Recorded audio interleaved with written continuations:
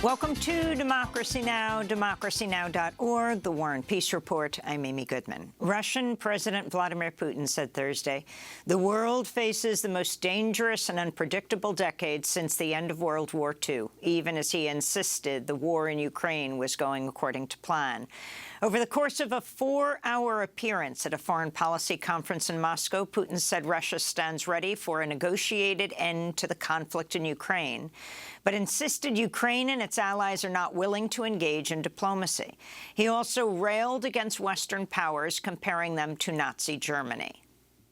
The disintegration of the Soviet Union destroyed the balance of geopolitical powers. The West felt it was the victor and declared a unipolar world order in which only its will, its culture, its interest had the right to exist.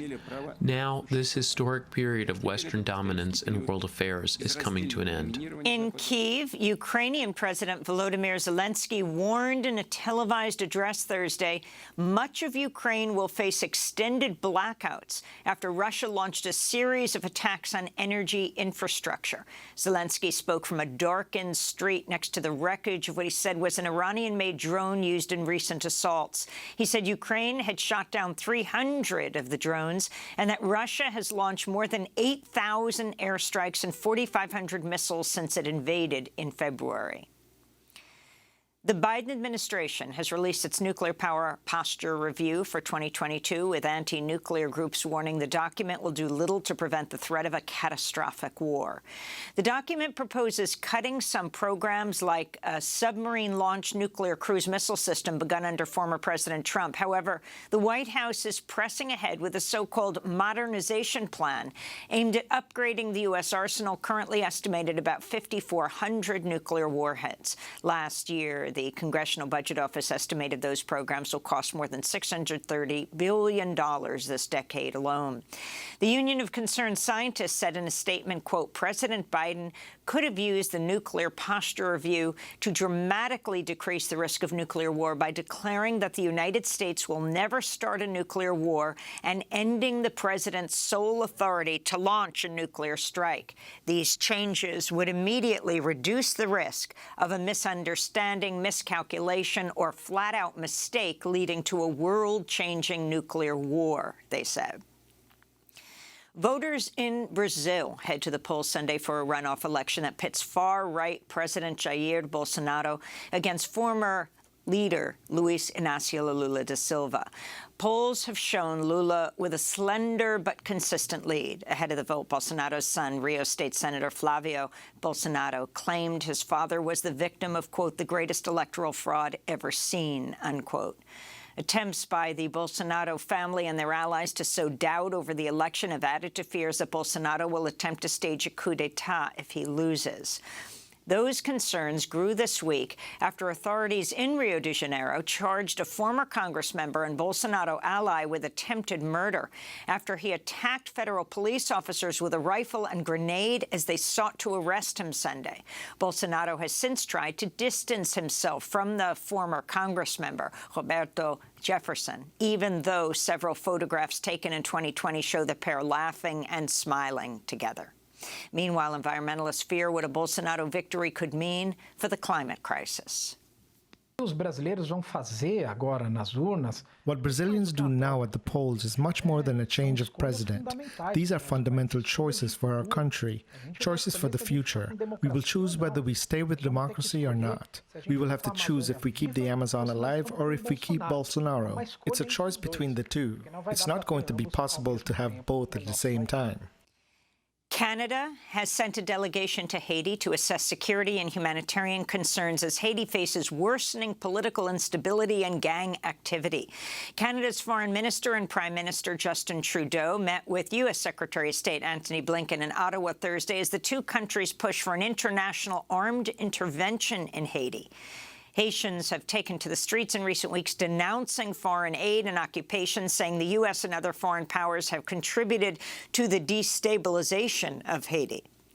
Protesters are also demanding the resignation of the U.S.-backed Haitian Prime Minister Ariel Henry. Meanwhile, a group of Democratic senators, led by Massachusetts Senator Ed Markey, are urging the Biden administration to expand and extend temporary protected status, that's TPS, for Haitians as thousands continue to flee to the United States. Haiti's current TPS designation expires in February. The Biden administration has continued to mass deport Haitian asylum seekers, including children, despite widespread shortages of food, water, and other vital resources. In related news, hundreds of thousands of immigrants from El Salvador, Honduras, Nicaragua, and Nepal who have TPS are at risk of deportation after negotiations with the Biden administration to expand the relief collapsed earlier this week. Talks have been ongoing for over a year as part of litigation demanding the U.S. government redesignate TPS for more than 260,000 people. In 2020, a federal appeals court reversed an injunction from 2018 that had blocked termination of their relief. That decision is not yet final, as plaintiffs await another hearing, but people could lose their protections as early as the end of the year if the Biden administration continues to defend the Trump-era decision. In Austin, Texas, families of victims of the massacre in Uvalde packed a Public Safety Commission meeting Thursday to demand the resignation of Texas's top law enforcement official over the botched police response during the mass shooting and the mishandling of the investigation that followed. Newly released body cam footage shows Texas law enforcement officers at Robb Elementary School on May 24th acknowledging they should confront the gunman, but saying they were afraid of getting shot. 19 students and 2 of their teachers were killed that day, as over 70 minutes passed before police finally entered the 4th grade classroom and killed the gunman. Democratic State Senator Roland Gutierrez, who represents Uvalde, spoke at Thursday's meeting. No help arrived. We'll never know how many children could have been saved. 2, 3, 4. A few died on the way to the hospital. Eva Mireles died on the way to the hospital. The actions by DPS in the aftermath of the shooting are nearly as egregious as their inaction on May 24th. To see our interview with Texas State Senator Gutierrez, go to democracynow.org. Elon Musk has reportedly closed his $44 billion purchase of Twitter and has fired the company's top executives, including its CEO and CFO. Musk changed his Twitter bio to read Chief Twit and tweeted, quote, "The bird is freed," late Thursday. Twitter employees have expressed fears Musk would slash its existing workforce by 75%. Meanwhile, many are expecting Elon Musk to reinstate Donald Trump's account, which was permanently suspended after the January 6th insurrection. In New Jersey, federal prosecutors issued dozens of subpoenas in a wide-ranging criminal investigation involving several people, including U.S. Senator Robert Menendez. That's according to NBC News, which reports the investigation also involves a company that's authorized by the government of Egypt to certify exports of halal food worldwide. Menendez is a Democrat and chair of the Senate Foreign Relations Committee. In 2017, prosecutors dropped corruption charges against him after a jury couldn't agree on a verdict. In that case, Senator Menendez was accused of influence peddling on behalf of a New Jersey ophthalmologist in exchange for flights on a private jet, luxury hotel stays, and 6-figure campaign contributions. The U.S. Centers for Disease Control is warning communities of color are far less likely to benefit from potentially life-saving treatments for COVID-19. A CDC study released Thursday found African-American and Latinx patients received the antiviral drug Paxlovid more than 30% less often than white patients, even though people of color in the U.S. are about twice as likely to be hospitalized with COVID. This comes as U.S. coronavirus hospitalizations have begun to increase for the first time since July. In Uganda, more than a dozen people, including 6 school children, have tested positive for the Ebola virus in the capital, Kampala. It's part of a new outbreak of the disease, which has seen over 100 confirmed infections and 30 deaths in Uganda since the first case emerged in September. It's the 5th outbreak of Ebola in Uganda since 2000. In Pakistan, tens of thousands of people attended the funeral of prominent journalist Arshad Sharif in Islamabad Thursday.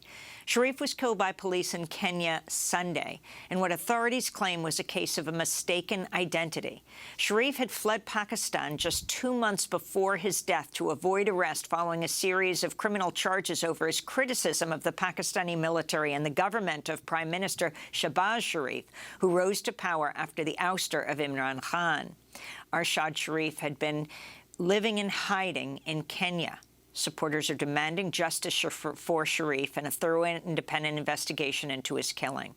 Pakistan has a history of media suppression and violence against journalists, and critics often blame the military.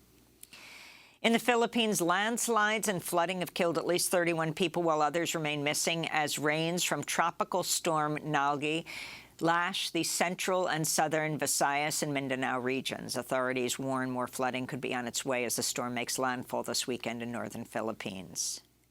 And in Mexico, same-sex marriage is now legal across the whole country after the states of Guerrero and Tamaulipas legalized marriage equality this week.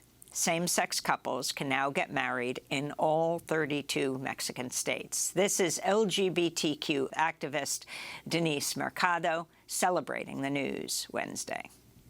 Tamaulipas said yes to marriage, said yes to love, and yes to our families, and also that we have the same rights as other families. We are not, quote, unnatural. On the contrary, we have existed throughout history. And those are some of the headlines. This is Democracy Now!, democracynow.org, The War and Peace Report. I'm Amy Goodman.